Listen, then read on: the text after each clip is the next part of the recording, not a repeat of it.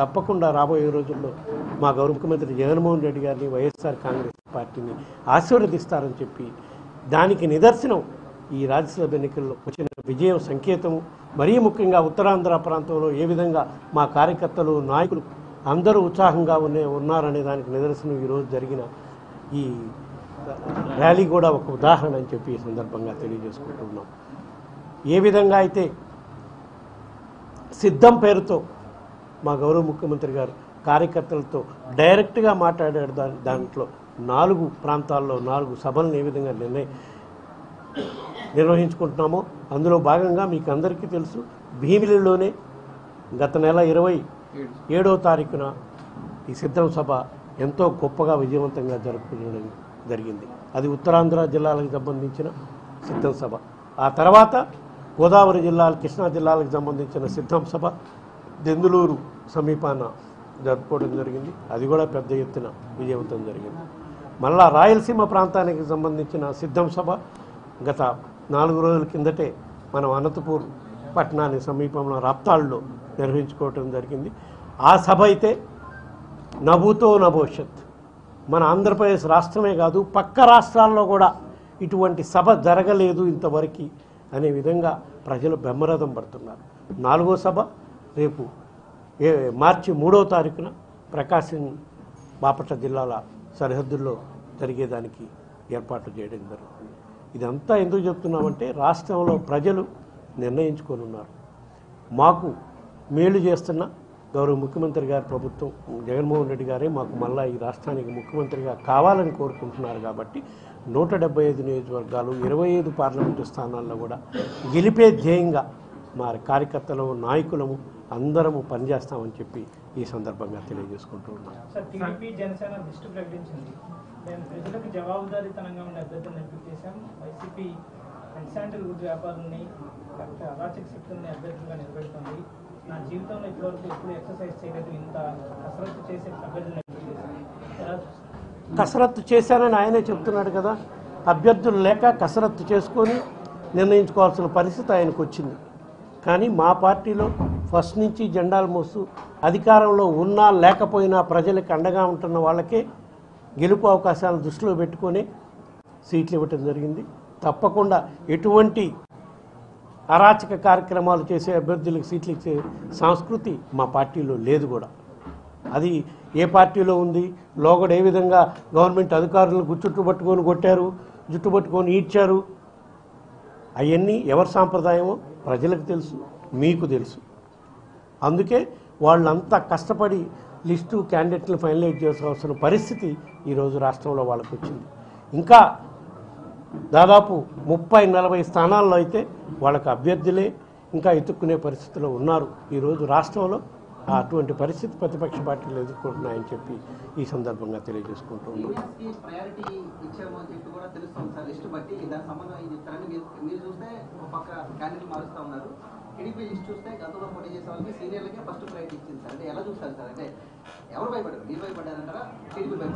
భయపడితే వాళ్ళు మారుస్తారా?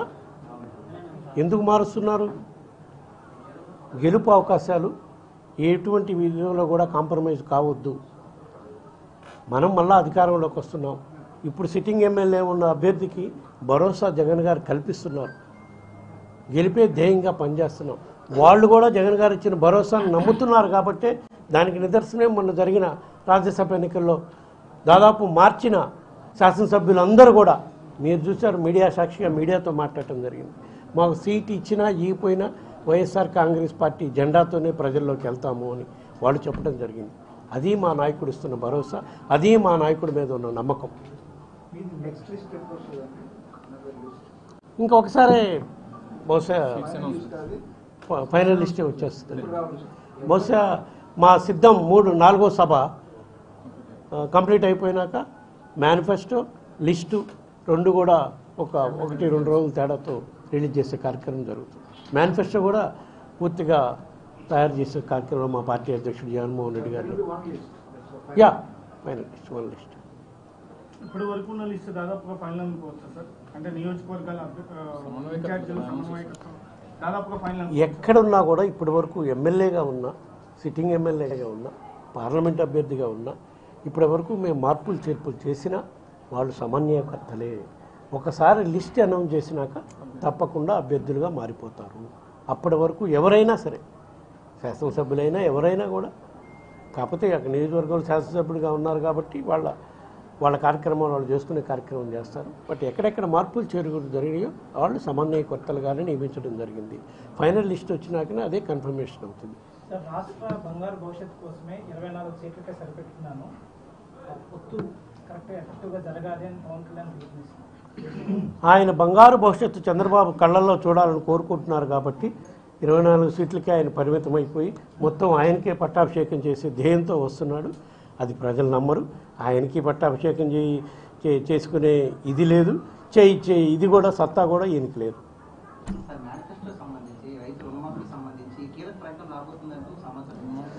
దాని గురించి పార్టీ అధ్యక్షుడు జగన్మోహన్ రెడ్డి గారు అన్నీ ఆలోచించి నిర్ణయం తీసుకొని ప్రకటించడం జరుగుతుంది. ఎందుకంటే పార్టీ అధ్యక్షుడు గారు చేయాల్సిన కార్యక్రమం మేనిఫెస్టో రిలీజ్ చేసే కార్యక్రమం. దాని మీద మనం మాట్లాడే ఇది కూడా కరెక్ట్ కాదు. మాట్లాడుతున్నాము జరుగుతుంది కసరత్తు, ఇప్పుడు కాదు, గత నెల రోజుల నుంచి కూడా గౌరవ ముఖ్యమంత్రి గారు మేనిఫెస్టోపై సమగ్రమైన దృష్టి పెట్టి దాన్ని అధ్యయనం చేసే కార్యక్రమం చేస్తున్నారు. ఏ విధంగా ఒకటి మాత్రం ఆయన మనసు దృష్టిలో ఉంది, ఎన్ని కొత్త కార్యక్రమాలు ఏం చేయాలన్నా కూడా మనం ఈరోజు అమలు చేస్తున్న కార్యక్రమాలని మళ్ళా రాబోయే రోజుల్లో కూడా అమలు చేస్తాము అనే భరోసా ధీమా మన మీద ప్రజలకు ఉంది కాబట్టి అది మాత్రం కంటిన్యూ చేసే కార్యక్రమే చేద్దాము అని ఆయన ప్రాథమికంగా ఆలోచన చేస్తారు. అంటే నవరత్నాలకు కొనసాగింపుగా పథకాలు ఉండబోతున్నాయా లేవా అనేది మేనిఫెస్టో రిలీజ్ చేసినాకే వస్తుంది. నవరత్నాలు మాత్రం తప్పకుండా ఉంటాయి. నవరత్నాలను అమలు చేసే కార్యక్రమం మొత్తం రాబోయే రోజుల్లో కూడా, ఎందుకంటే ఈ నవరత్నాలు పెట్టిన ముఖ్య ఉద్దేశం ప్రతి పేదవాడు, రాష్ట్రంలో ఉండే ప్రతి పేదవాడు సుఖంగా సంతోషంగా ఉండాలి, నాణ్యమైన విద్య వైద్యం అందించాలి అనే కార్యక్రమాన్ని ప్రధానంగా ఆలోచన చేసి పెట్టారు. కాబట్టి వాటిలో అయితే పెద్ద మార్పులు ఉండే అవకాశం లేదు. మీ పార్టీ సంక్షేమ పథకాలు ఇచ్చిన తర్వాత రాష్ట్రం అప్పుల పాలైపోతుంది. సార్, మీ పార్టీ సంక్షేమ పథకాలు ఇస్తే రాష్ట్రం అప్పుల పాలైపోతుంది, రాష్ట్రాన్ని దివాలా తీయించాలని చెప్పి చంద్రబాబు పవన్ కళ్యాణ్ ఇద్దరు కామెంట్ చేశారు. ఇప్పుడేమో మేనిఫెస్టోలో కావచ్చు, లేకపోతే ప్రభుత్వం మా దృష్టి కనుక పెద్ద ఎత్తున సంక్షేమ పథకాలు ఇవ్వబోతున్నామని చెప్పి ప్రకటన చేస్తారు. ఎలా చూస్తారు? అధికారం కోసం ఏ పార్టీలైనా పడతాడు చంద్రబాబు నాయుడు అనే దానికి ఇదే నిదర్శనం.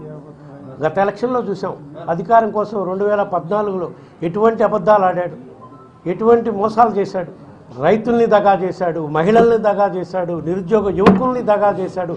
అంత మోసకారి కాబట్టే ఆయన ఇచ్చిన హామీలు అమలు చేయలేదు. కాబట్టి 2019 ఎలక్షన్లో ప్రజలు ఆయనకి ఎటువంటి తీర్పు ఇచ్చారో చూశారు. మాట ఇస్తే నిలబడతాడు, మాట మీద నిలబడతాడు అనే నమ్మకం మా నాయకుడి మీద ఉంది. కాబట్టి 2019లో ఆ తీర్పు ఇచ్చారు.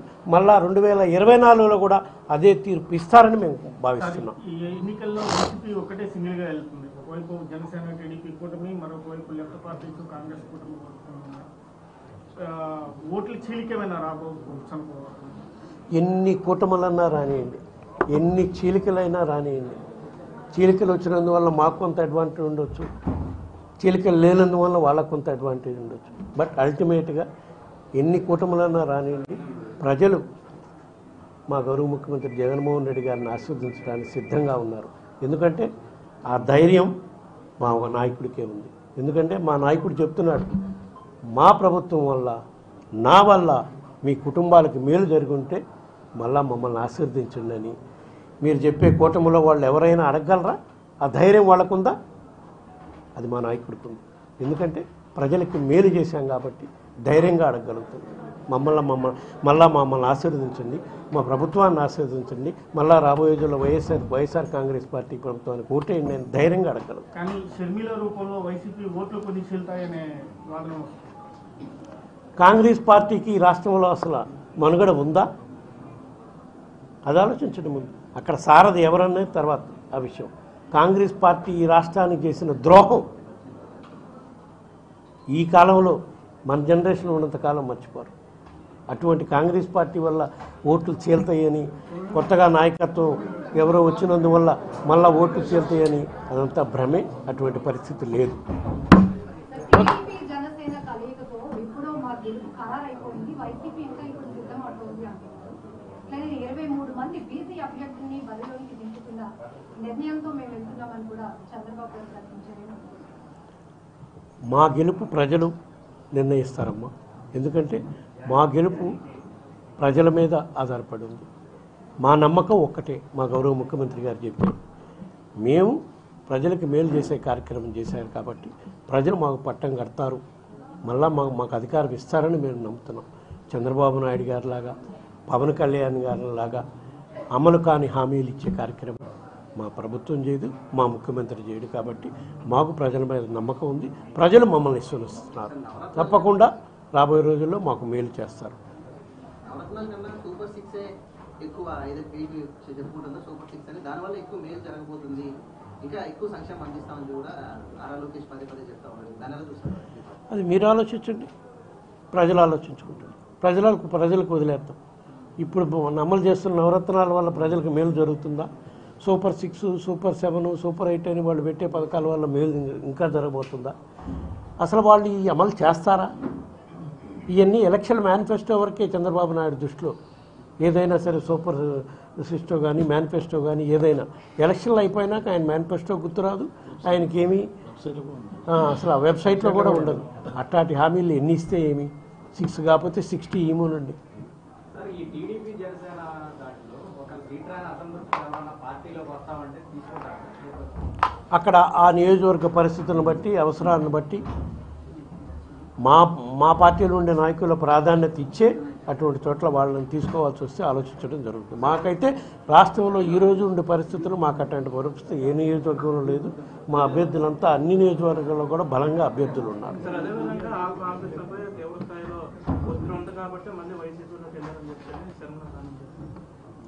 ఆయన పార్టీలే మళ్ళా తిరుగు వస్తానని చెప్పిన రోజు ఒకటే చెప్పాడు, జగనన్న చేసే కార్యక్రమాలు చాలా అద్భుతంగా ఉన్నాయి.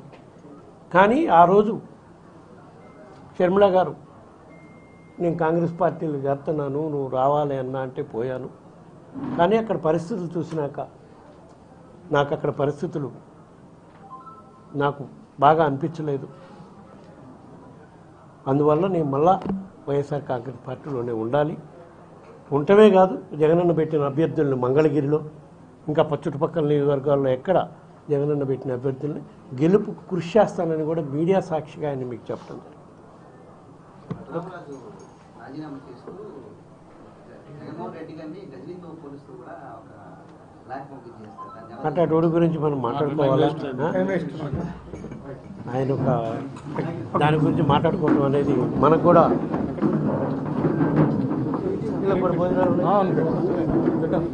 అందరికి భోజనాలు ఏర్పాటు చేశారమ్మా. మళ్ళీ మీకు కూడా మరొక్కసారి మీ అందరికి కూడా ధన్యవాదాలు.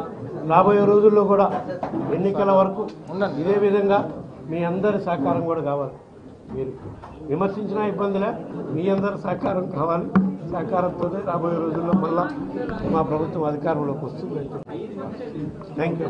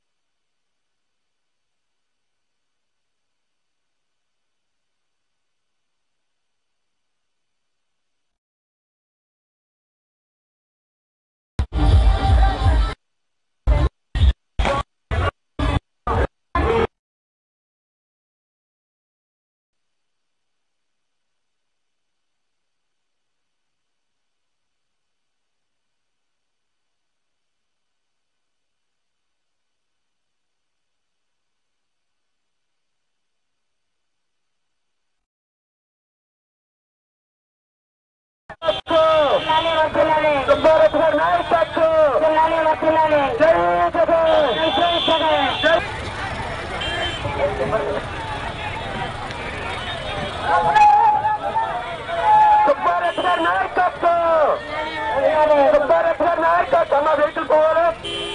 సుబ్బారెడ్డి గారి నాయకత్వం, సుబ్బారెడ్డి గారి నాయకత్వం, సుబ్బారెడ్డి గారి నాయకత్వం, సుబ్బారెడ్డి గారి నాయకత్వం, సుబ్బారెడ్డి గారి నాయకత్వం, సుబ్బారెడ్డి గారి నాయకత్వం, సుబ్బారెడ్డి గారి నాయకత్వం. జై జగన్, జై జై జగన్, జై జగన్. సుబ్బారెడ్డి గారి నాయకత్వం. ఈ రోజు మన ప్రీతమ నాయకులు, మన అలాగే రాజ్యసభ సభ్యులు మొదటిసారి మన విశాఖపట్నానికి ఇచ్చేస్తున్నారు. అందరూ విశాఖపట్నం ప్రజలు, కార్యకర్తలు, నాయకత్తులు స్వాగతం పలుకుతూ ముత్యాలరెడ్డి గారు, అలాగే మన అమ్మ ఎమ్మెల్యే గారు అలాగే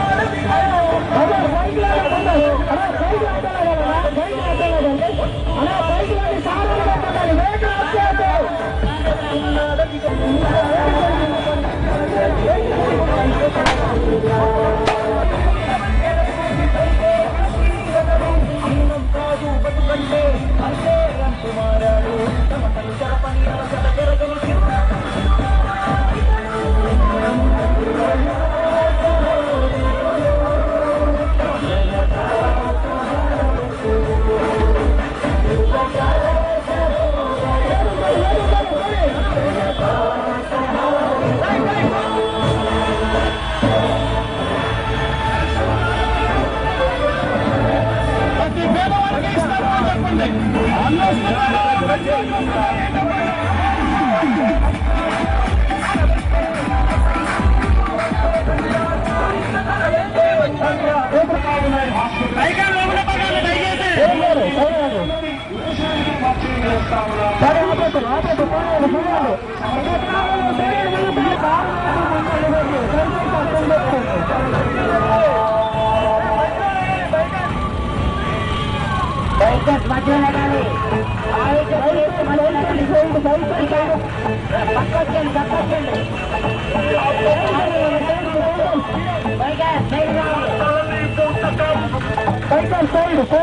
అన్నా